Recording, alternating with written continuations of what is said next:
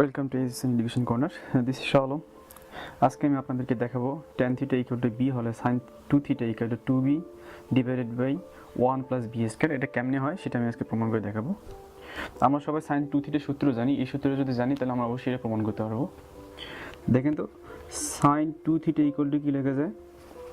cos theta, আর এটা আছে কি সাইন থিটা, তার সামনে একটা 2 আছে। এই তো এটাকে আমরা যেহেতু tan থিটার মানটা দেওয়া আছে সেহেতু আমরা এখানে tan-এ প্রকাশ করবো। tan-এ প্রকাশ করবো কী হবে?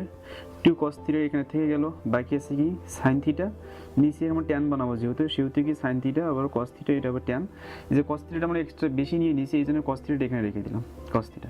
তো এই cos থিটা ক্যান্সেল, বাকি আছে কি সাইন থিটা cos থিটা 2, যা ছিল তাই করছি।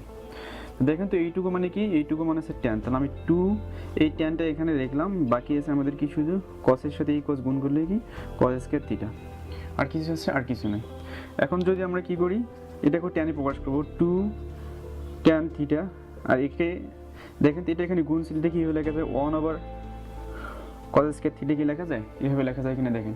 কারণ কি আমি যেটা ভাগ ছিল এটাকে উল্টে দিলে কি হবে? আবার cos স্কয়ার থিটা হয়ে যাবে। ঠিক সেমভাবে লিখছি। এবার যদি আমি এভাবে আসি 2 tan থিটা, নিচে কি আছে 1 মানে কি sin স্কয়ার থিটা প্লাস হচ্ছে cos স্কয়ার থিটা, নিচে আছে আবার কি cos স্কয়ার থিটা। এখন যদি এই cos স্কয়ার দ্বারা এই sin স্কয়ারকে ভাগ করে দিলে আমাদের কি হবে?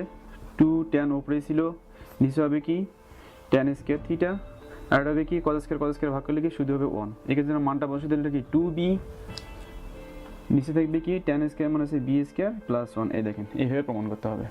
আশা করি বুঝতে পেরেছেন। যদি ভিডিওটি ভালো লেগে থাকে তাহলে অবশ্যই লাইক এবং শেয়ার দিবেন এবং কমেন্ট করতে ভুলবেন না। অবশ্যই আমার চ্যানেল সাবস্ক্রাইব করুন। ভালো থাকবেন, ধন্যবাদ।